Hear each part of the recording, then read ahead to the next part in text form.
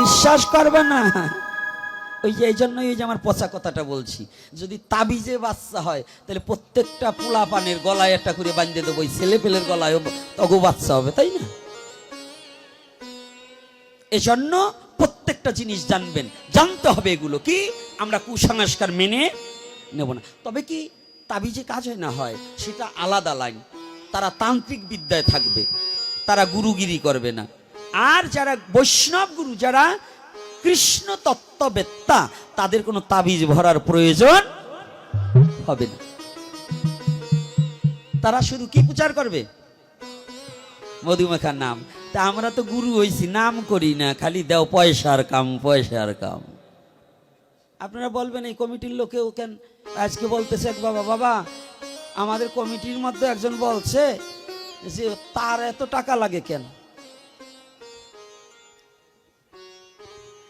এই যে যে দুর্যোগ গেল, ঘরে বসে রইলাম, কোন কমিটি তো 5,000 টাকা পাঠাইলেন না।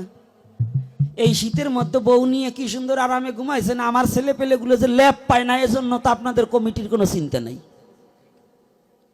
আমার যে অসহায় ছেলেগুলো, ওরা যে ঘুমাবে তার একটা ল্যাব, তো আপনার ঠিকই বিদেশি কম্বল আছে, আমার তো ল্যাবও নেই, সিরা কাতাকান জোটে না। এ ব্যাপারে তো আপনাদের কোনো মাথা চিন্তা নাই। আপনারা কমিটিরা যারা এখানে, এক কমিটি আসে না, বিভিন্ন কমিটি আসছে বিভিন্ন জায়গার। এই যে আমার টর্কি থেকেও বাবারা আসছে নাকি, সব কমিটিরে বলছি, এক কমিটিরে বলবো না। কালেকশন করবেন, গ্রাম কালেকশন করবেন, আশের কালেকশন করবেন, নিজেরা চাঁদা দেবেন। দল বিদায়ের পরে টাকা 2 লাখ থাকবে, 1 লাখ থাকবে, 50,000 থাকবে, সুদের ব্যবসা করবেন, আবার গ্রামে টাকা লাগাবেন। তারা পারবেন, আমাগো টাকা দেবার গেলে তো পুরো নিয়ে ওঠে কেন? আমরা টাকা নিয়ে কি বউ ছেলে মেয়ের পিছনে খরচ করি? ওই মন্দিরে যে বাচ্চাগুলো থাকে, ওটা আপনার না হোক আপনার ভাইয়ের বাচ্চা, না হয় আপনার ধর্মের একজনের বাচ্চা, আমি তো আমার তা প্রতিপালন করছি না।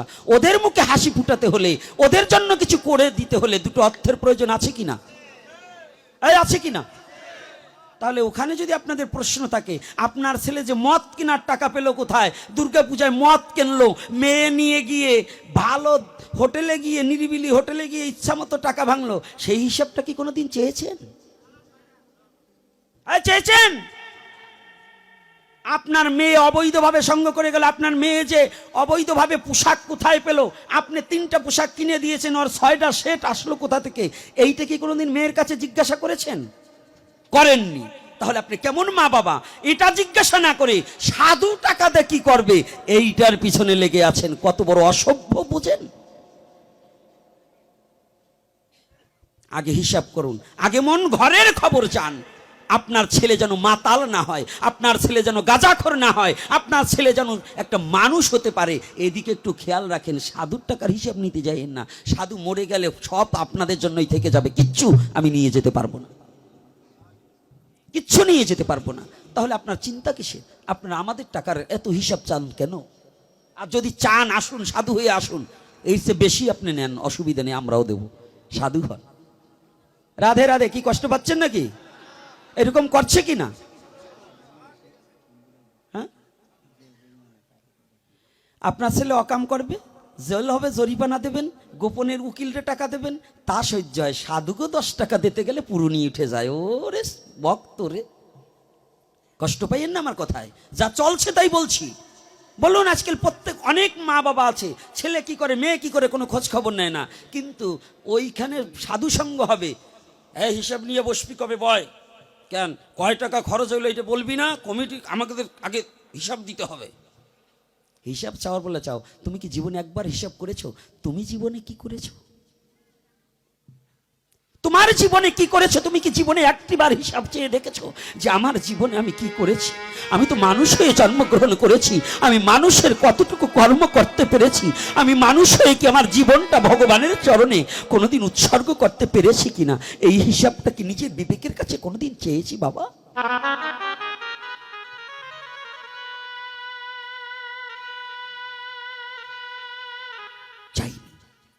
আজকে ধোপা বলছি, গৌরহরি তুমি আমাকে একটা বার কৃপা করো। গৌরহরি বলছে তুই নাম কর, নাম কর। গৌরহরির অগ্রভাগে নৃত্য করছে। এই যুবক ছেলে, ভালো করে জানো, নাচতে হবে, সনাতন ধর্মে নাচতে হবে। কি নাচবে?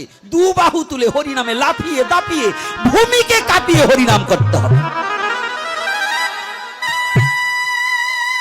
দেখো সনাতন ধর্মে কি দিয়েছে। তুমি নাচতে চাও নাচো, তবে ওই চুল্লু খাইয়ে উল্লু হয়ে নাচলে কাজ হবে না। ওই হাফ প্যান্ট পরে দুর্গা পূজায় যাইয়ে মাজা ঢুলে ঢুলে ড্যান্স দেবা।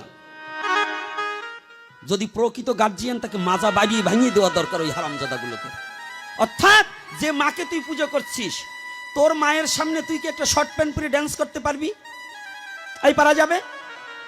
তাহলে সে জগৎজননী মা, তার সামনে তুই এই মদ খেয়ে শর্ট প্যান্ট পরে ড্যান্স করছিস, সেটা কি পাপ নয়? এই বলুন, সত্য কথা বলুন, পাপ কি না? এই যুবক ছেলে বলো, পাপ কি না? যদি পাপ হয়ে থাকে, যারা এইটা করে, এইটা কি বৈধ না অবৈধ? যদি অবৈধ হয় তাহলে এরপর থেকে যদিও কেউ করে থাকো, আজকে থেকে কানে ধরে ক্ষমা চেয়ে যাও প্রভুর কাছে যে আমরা আর এগুলো করব না। নাকি রাগ হচ্ছে? এগুলোকে বন্ধ করা হোক। ধর্ম কোথায়? ধর্ম কি খালি মালা তিলকেই? ধর্ম কি খালি 3 দিন কীর্তন দিলে? না, ধর্মটা হচ্ছে নিজের চরিত্র পরিবর্তন করলে তাহলে ধর্ম। চরিত্র পরিবর্তন কি? দেখবেন গ্রামে গ্রামে কীর্তন নিয়ে দলাদলি বাঁধে কিনা? কীর্তনে দলাদলি কি? যার যেমন সামর্থ্য আছে সেইভাবে করবে। করো, হরিনাম করো। হরিনাম যত বাড়বে ততই পারলে দলাদলি করো, যে একজনে 2000 টাকা দিচ্ছে, আমি 6000 দেবো, এরকম করো। তা দেবা না, চুষিয়ে খাওয়ার দাম দা। এগুলো পরিত্যাগ করতে হবে। এই সংকীর্ণ স্বভাবটাকে পরিত্যাগ করে একটু দানের দুয়ার খুলে দিতে হবে। তাহলে এইবার কি করেছে দেখুন, যখনই বলছে হরিনাম করো, উনি নাচছে। আজকে কি করছে? আমার ধূপা নাচিছে, আমার ধূপা নাচিছে, বল হরি বল হরি বল বলে ধূপা নাচিছে।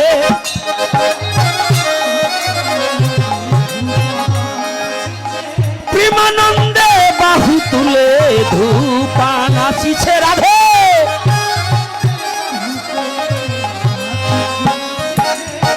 গৌর হরিও নাচিছে, গৌর হরি নাচিছে, ধূপাও নাচিছে, ধূপাও নাচিছে। আমার গৌর হরি সন্মুখ ভাগে ধূপাও নাচিছে।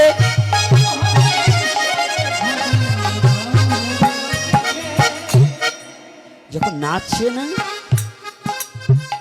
পাশের বাড়ি এক কুটনা বুড়ো ছিল, কুটনা বুড়ি। কুটনা বুড়ি বোঝেন তো? দাঁড়া, এখানে ভালো একটু একটা কথা আছে, ওরা জুইত পাইছে কি, এখানে ভালো কথাটা একটু শোন বাবা। একটা কুটনা বুড়ি আছে, দেখবেন আমাদের মধ্যেও আছে। কেমন? শুধু ওই লীলায় নয়, আমাদের মাঝে আসে। যদি কারো ছেলে ভক্ত হতে চায় না, কারো ছেলে যদি একটু মালা তিলক পড়তে চায়, কেউ যদি একটু হরিনাম করতে চায়, বলে সেই দিনকার ছেলে সাধু হয়ে গেছে, বলে না? বলে কি না? নিজে তো করবেই না, আবার অপরকে হিংসা করে, এরকম আছে না বাবা? আজকে ওই ধূপাকে যখন দেখছে নাচছে না, আর একজনের গাও জ্বলে গেছে, ও দৌড় মারছে যে ওর এই হরিনাম বন্ধ কি করে করতে পারে।